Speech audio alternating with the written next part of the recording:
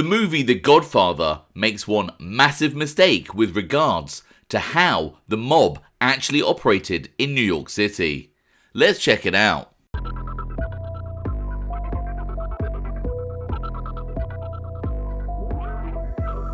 I'm James Gladwish and welcome to OC Shorts, bringing you detailed historical snapshots of the American Mafia and other organised crime. Feel free to subscribe if you like that sort of thing. Today, we're going to take a quick look at a mafia myth that was shown in the mob movie classic The Godfather. The fantastic gangster movie The Godfather depicts a mafia family battling with the idea of entering the illegal narcotics trade. However, in reality, the mafia in America was involved in drug dealing from pretty much when selling certain narcotics such as cocaine and heroin became illegal in 1914, when the Harrison Narcotics Act came into effect. And it is often said that the mafia had a ban on drug dealing that was implemented by the Commission. But, as we all know, this so-called ban is essentially a myth. As mob historian Alex Hortis writes in his superb book, The Mob and the City. The book states, "In The Godfather, this myth is embodied in the character of Don Corleone, the traditional mafiosi who stands against drugs." I sat down with historian and author Alex Hortis to discuss the history of narcotics dealing in the New York Mafia. First up, I asked him to provide a brief history of narcotics dealing in New York City. Yeah, so the mafia was involved in what we call America's drug war since nearly the beginning. It was largely legal. There were some restrictions on opium houses, but it was largely legal until the Harrison Act, 1914. And then you see very quickly after it's made illegal, and you start to have some enforcement, although we're not talking like the DEA or anything of this back then. First, Jewish gangsters seem to be dominant. How do we know this? We know this from addicts who survived, not even from government source, from addicts who survived. And they said first there were Jewish kind of dealers, traffickers. And this timeline kind of fits in with what we know about organized crime in general. It was first the Irish, Jewish gangsters, but then pretty quickly, in the early 1920s, Cosa Nostra gets heavily involved in narcotics trafficking. Whenever people ask about the mafia and drug dealing, I always, well, look, the supposed founder of the modern mafia, Charles Luciano, was a drug dealer. During his pandering trial, they asked him about his previous narcotics arrest, and he admitted it on the stand. And not only that, but he directed them, towards the source of his cash. And so I always wonder, like, okay, he's on the founders of the commission, by what everybody says, and he's a drug dealer, a drug dealer. And then there were others. Salvatore Maranzano's business associate was a narcotics trafficker. And remember, who's Salvatore Maranzano? This is Joseph Bonanno's idea of the man of honor, right? The traditional man of honor. He had a business associate in his office who was, dealing drugs. Steve Armone, others. There was not a lot of heavily enforcement. I imagine it's even higher than that because those same addicts say that the Italians moved in the 20s and 30s. And so when they say Italians, it's almost certainly Cosa Nostra. And so they were involved from the very beginning of the drug trade. Then we go into the 1930s, and this is where they really take over. See, they have connections to the Corsicans. They have this great connect. The finest opium plants, and the best climate is in the Middle East, particularly Turkey. And so they have this connection in the Mediterranean with the Corsicans. They've been dealing with them for many years anyway. And so they start having these drug deals that start to happen. And they're not like some grand conspiracy, certainly not at first, but they're just deals. They have connections, they get enough money for a package, they smuggle it in, and then they distribute. Now they use other gangsters to distribute in the 30s. Particularly like in Harlem, African American gangsters, other places. So some of them are distributors, but for the most part, they're wholesaling through other gangsters, but they were definitely the importers. They definitely arranged the financing. They definitely, and some of them even did peddle. I mean, Luciano was a peddler. And so they were the original drug lords. Many mafia informants, such as Joseph Valachi, have often told the authorities that at some point a ban was put in place by the bosses of the five families with regards to dealing narcotics. However, most informants also stated that this ban was hardly ever enforced. Mobster turned informant Joseph Valachi would state that Frank Costello would implement a ban on dealing narcotics for the then Luciano crime family in 1948. But when was the first recorded instance of this so-called ban on drug dealing within the mafia? So the supposed ban that we know of, yeah, you're right, is Joe Valachi. Joe Valachi said that Frank Costello had a ban immediately after World War II. But this actually makes sense with kind of New York history and U.S. history, because what happened was during World War II, the sources of narcotics got cut off. And so these addicts there's these sad, somewhat funny, but sad stories about how they're getting these heavily diluted cut sources of whatever they could, codeine, anything they could find. And then after the war, there's a surge. So there's a huge surge in narcotics trafficking after the war. At the same time, the Federal Bureau of Narcotics is really getting going now. And it's no accident that it was the Federal Bureau of Narcotics that, other than the Secret Service with the Morellos, that it was the Federal Bureau of Narcotics that really started tracking the mafia. Because who were the traffickers at that point? The huge traffickers after World War II was definitely the mafia at this point. And so they're like importing enormous amounts of heroin. There's a heroin spike. They called it the golden spike in New York, where there's all these addicts that are coming in. The first quote ban that we know of, Valachi said Frank Costello. There were other individuals later who said that there were bans here and there. But it's important to make this clear. First of all, that's only the Genovese family. We don't know of ban with the Lucchese family, and it's kind of hard for me to believe that there even was even a nominal one, because I mean they had bosses who were dealing, Tommy Lucchese did, when he was asked publicly, he said, "I detest drug dealers," but he's surrounded by all these guys who are not just accused, convicted drug dealers. Like Big John Ormento 3 times was convicted, and he is a major capo regime, and goes to Appalachian. So so I'm not entirely sure that there was ever a kind of commission sanction ban. There were individuals, and I think when we hear about those individuals, it was very practical and pragmatic. I don't buy that it was some huge philosophical or moral argument. It was just that the Federal Bureau of Narcotics was finally on their case. But it's swampy. We don't know, how sincere they were. We don't know, every band. But the earliest band that we know of is this Frank Costello band that Joe Valachi testified to. Now, Joe Bonanno gave us his take that his tradition always outlawed narcotics. First of all, narcotics, this is a real puzzle to me. I don't know what the hell he's talking about, first of all, because narcotics were not actually illegal even in Italy until the 1910s. So this is well into the mafia. So I don't know what he's even referring to at that point. But, fairly soon thereafter, the Bonannos get involved in trafficking, Carmen Galante and all these others in the 50s. So what I would say is I think it's a combination of self-serving individual statements by certain gangsters, particularly when the heat is on them. And then what Valachi always said is that they never really meant it. So like he said that Vito Genovese said, "Don't deal drugs." But when he gave him money, he said, "Okay, that's fine." He took the money. He never actually, openly acknowledged that you should be dealing drugs. But he turned the other way. He was like an ostrich, the head in the sand. With perhaps the exception of the then Profaci crime family, the other 4 families in New York were heavily involved in narcotics trafficking.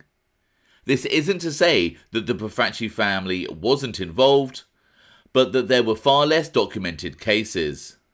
In fact, many mobsters who were involved in narcotics trafficking would go on to become high-ranking members within their respective crime families. As Alex Hortis discusses.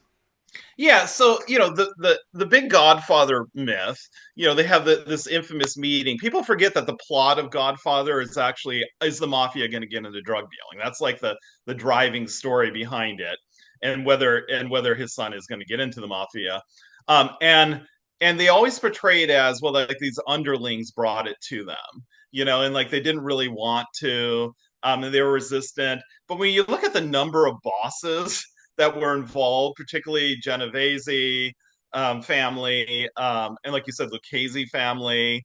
And I do want to agree with you. I will say this: it does seem to be a little, at least in the early time, the Profacis. I didn't see a lot of dealing there. So like that may be, but it also may be because of where they were located in Brooklyn, and that they just weren't. It wasn't like they had different rackets. But I will say, so to answer your question, the big drug dealers, of course. Well, first of all, Luciano, the founder of the modern Mafia Commission, was a drug dealer. He admitted it on the stand. Dom Cirillo, people forget Fat Tony Salerno, the front boss for the Genoveses, was a dealer. Vito Genovese, his conviction was controversial, but there was no doubt. Valachi said he was definitely into drug dealing.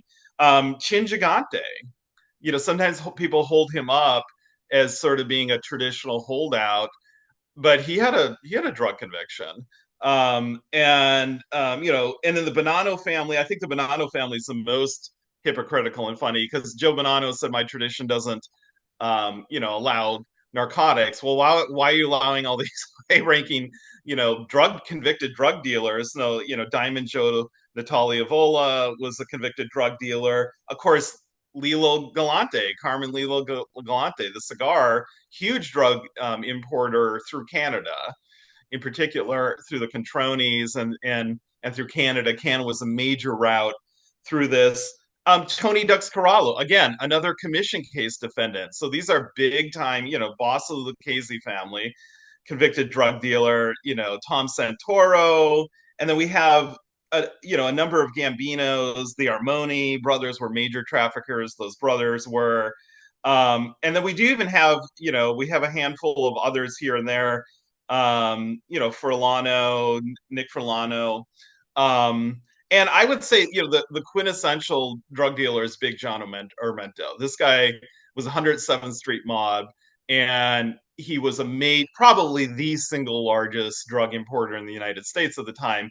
Very high-ranking Lucchese family captain, and is invited to Appalachian. So I always ask this: if there was this huge tradition against drug dealing, the mafia had a rule against drug dealing, why are they inviting all of these high-level, leaders who have narcotics drug convictions to become their bosses, and then to become attendees at the commission meetings and the Appalachian meeting? Where is this? Are they being hypocritical? Is it all just propaganda? Is it a myth? Are they turning the other cheek?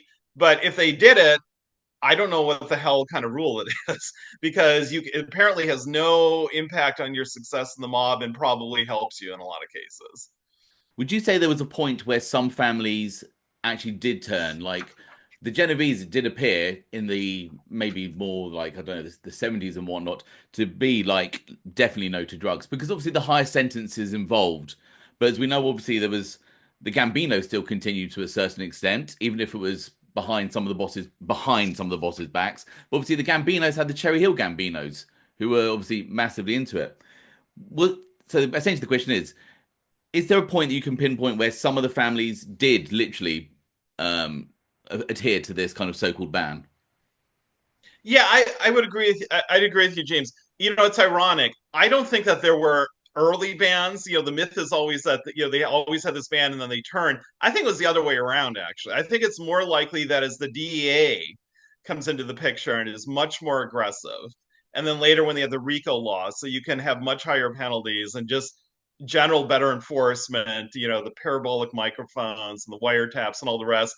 I think that, and when the penalties became so high, like the Rockefeller's law, there was, new death penalties for drug dealers. When the penalties became higher, that's when some of the individual, as a pragmatic members, that's when some of the individual bosses or just family members then did try to have, sort of so-called bans on narcotics. So I agree with you. Like in the 70s and the 80s, you do hear like a rise. There's more people sort of saying we're not going to do drug. Like Paul Castellano famously, supposedly had a ban on drug deals. Now, do I think they had a lot of soldiers still dealing? Yes, there still were. And you point out that the Cherry Hill Gambinos, Gotti's brother, John Gotti's brother.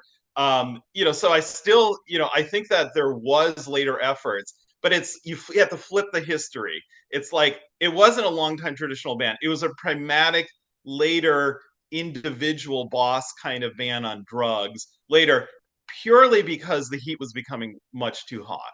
Because now they can flip on them. Now they're becoming informants. They have witness protection program, so they'll survive.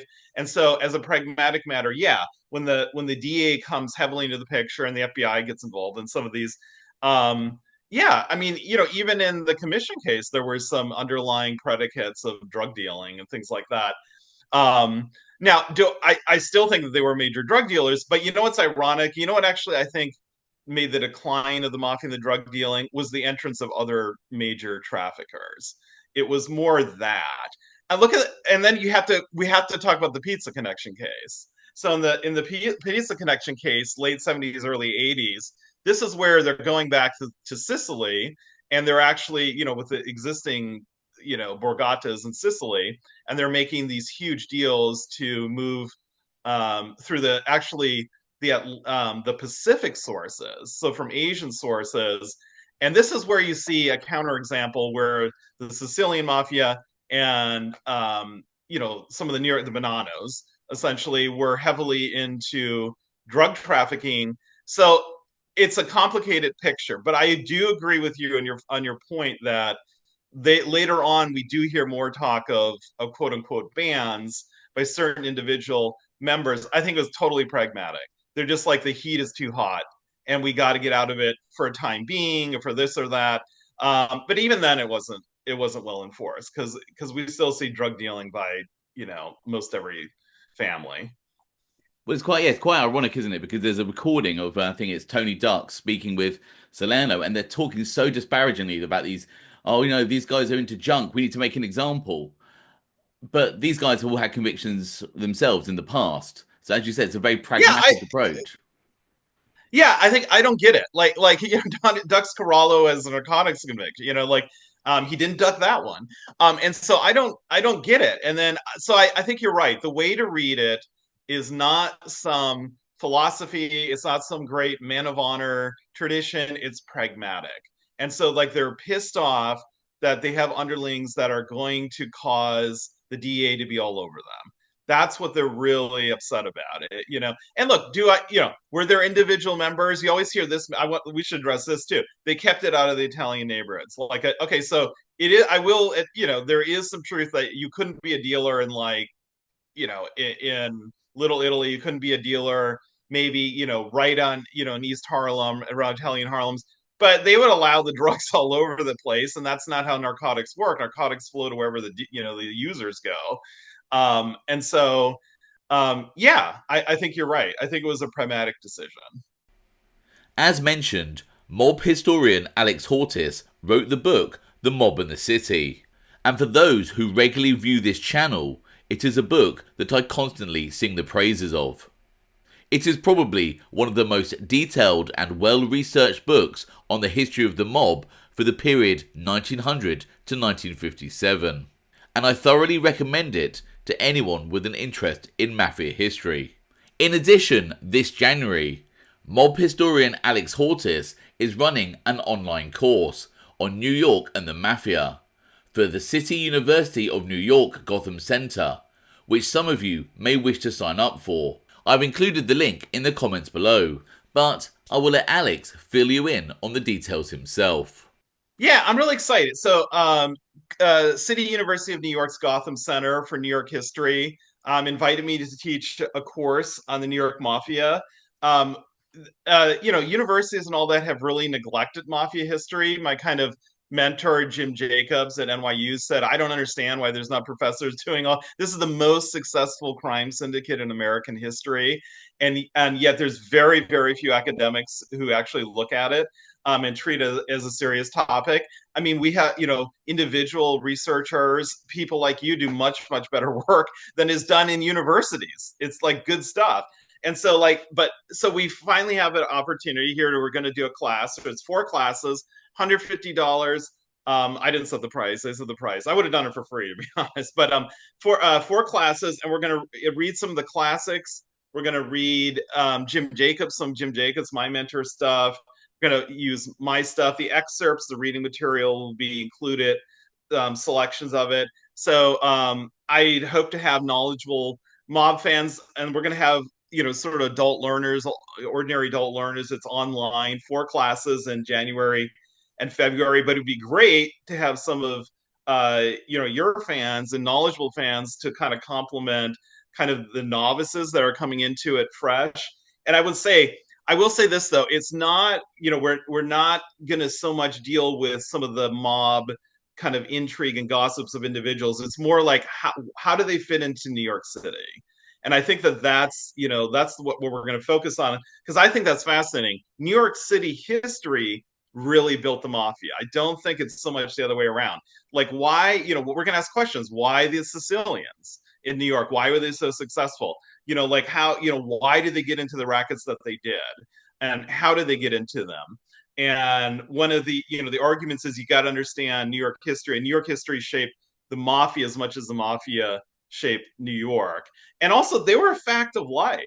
I mean, they were a fact of life. Yes, we have all these movies and all that, but you run into New Yorkers from that time period, and people, yeah, they were the gangsters in the neighborhood, and people knew that. And so we're going to try to, get authentic sources and use primary sources. And yes, so I think it'll be a lot of fun. As mentioned, for anyone interested in signing up for Alex Hortis' course, I've put the link in the comments below. I hope you found that interesting. Thanks for watching.